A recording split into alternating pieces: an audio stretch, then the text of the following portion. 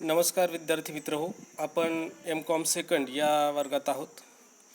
या वर्गाच्या फोर्थ सेमिस्टरमध्ये आपल्याला प्रोजेक्ट वर्क हा सब्जेक्ट आहे आणि त्याचे इंटरनल मार्क जे आहेत ते आपण जो प्रोजेक्ट तयार करणार आहोत त्याचा सिनॉप्सिस सारांश याच्यावर आधारित हे मार्क्स असतात. यासाठी आपल्याला एक सिनॉप्सिस तयार करायचा आहे. यासाठी मी आपल्या गुगल क्लासरूमवरती एकूण 68 विषयांची यादी दिलेली आहे. हे 68 विषय आपण वाचायचे आहेत आणि त्यातून आपल्याला जो विषय सोयीस्कर पडेल एका विषयाची निवड करायची. सोयीस्कर या अर्थाने ज्या विषयाची आपल्याला माहिती उपलब्ध होईल आणि तो प्रोजेक्ट आपण पूर्ण करू शकू असाच विषय आपण या ठिकाणी निवडायचा आहे. तर सिनॉप्सिस तयार करत असताना आपण सिनॉप्सिसचा जो काही फॉर्मॅट मी तुम्हाला गुगल क्लासरूमवरती दिलेला आहे त्या फॉर्मॅटनुसारच जाणार आहोत. यामध्ये पहिलं जे पान आहे फ्रंट पेज ते प्रत्येक विद्यार्थ्याचं सारखं आहे, परंतु त्या पहिल्या पेजवरती आपण जो निवडलेला विषय आहे तो विषय येणार आहे. जसं या आता माझ्या मोबाईल स्क्रीनच्या वरती तुम्हाला एक पेज दिसतं आहे. हे फ्रंट पेज आहे सिनॉप्सिसचं आणि त्यामध्ये विषय टाकलेला आहे comparative study of annual report of 3 cooperative bank. हा विषय ह्या विद्यार्थ्याचा आहे. तुम्ही जो विषय निवडाल तो विषय त्या ठिकाणी तुमचा येणार आहे. नंतर आहे सबमिटेड बाय. आता इथं गीतेश वर्ण विष्णू असं काही नाव दिसतंय, तर त्या ठिकाणी तुमचं येणार आहे. सेमिस्टर 4 तुमचा रोल नंबर जर तुम्हाला माहीत असेल तर तो रोल नंबर. प्रोजेक्ट गाईड, तर हे प्रोजेक्ट गाईड आता या ठिकाणी मी ह्या माझ्या विद्यार्थ्याचा दाखवतोय म्हणून SB कर्डक येईल. तर मी तुम्हाला आज 1-2 दिवसामध्ये आपल्या ग्रुपवरती टाकेल की कोणत्या टीचरकडे किती विद्यार्थी गायडन्ससाठी आहेत, तर त्यांचं नाव तुम्ही या ठिकाणी टाकायचं आहे. हे झालं फ्रंट पेज. हे सारखंच असेल, परंतु याच्यावरती आता तुम्हाला तुमचा विषय, तुमचं नाव, तुमचा रोल नंबर आणि तुमच्या असणारे जे काही गाईड टीचर आहे त्यांचं नाव टाकायचं आहे आणि वर्षसुद्धा तुम्हाला बदलायचं आहे.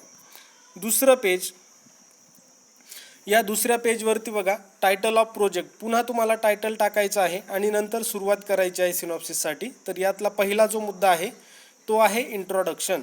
मग इंट्रोडक्शन कशाची द्यायची तुम्हाला, तर तुम्ही आता समजा comparative study of annual report of 3 cooperative bank. मग कोऑपरेटिव्ह बँक म्हणजे काय आहे, ॲन्युअल रिपोर्ट म्हणजे काय आहे, याची थोडक्यात माहिती तुम्हाला ह्या इंट्रोडक्शनमध्ये द्यायची आहे. यातला दुसरा जो मुद्दा आहे तो आहे selection of the topic. Selection of the topic म्हणजे काय, तर तुम्ही हा जो काही टॉपिक निवडलेला आहे अभ्यासाकरता, हा तुम्ही का निवडलेला आहे, त्याचं काही महत्त्व आहे का, ते महत्त्व तुम्हाला सिलेक्शन ऑफ द टॉपिकमध्ये लिहावं लागेल. यानंतरचा अतिशय महत्त्वाचा मुद्दा जो म्हणजे ऑब्जेक्टिव्ह ऑफ द स्टडी.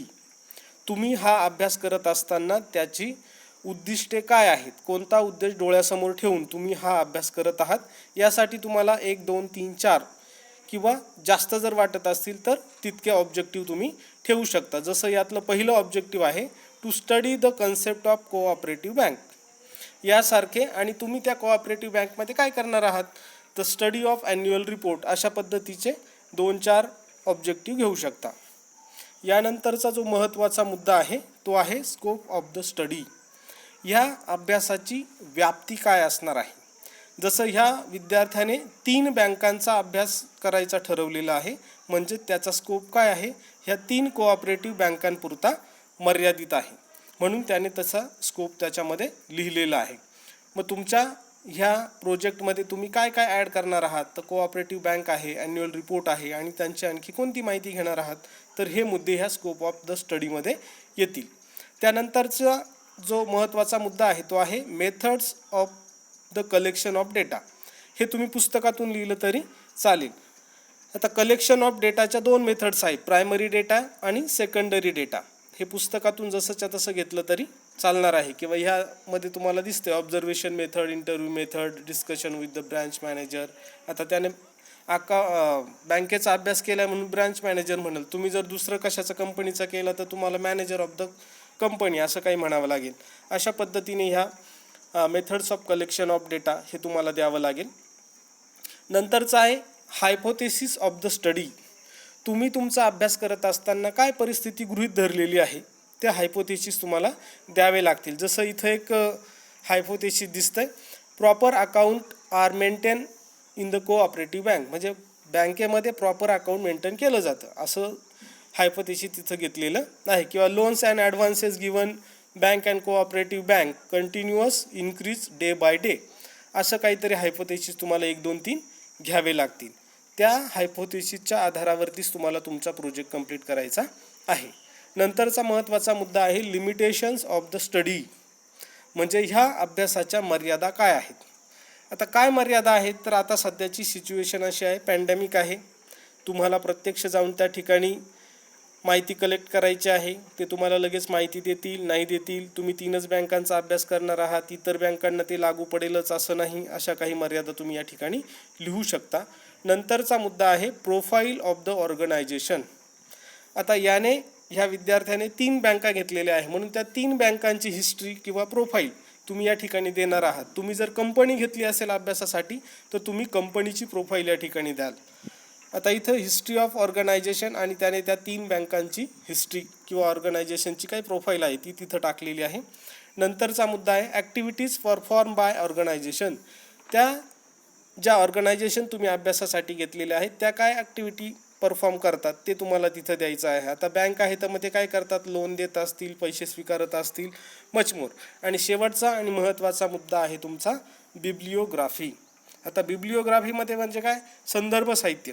तर ह्या संदर्भामध्ये तुम्ही हा प्रोजेक्ट तयार करत असताना कोणकोणत्या पुस्तकांचा अभ्यास केलेला आहे तर त्या पुस्तकांची नावं, त्याचा ऑथर, त्याचं पब्लिकेशन हे तुम्हाला इथं द्यायचं आहे. जसं या विद्यार्थ्याने बँकिंग लॉ आणि प्रॅक्टिसेस असं नाव दिलेलं आहे.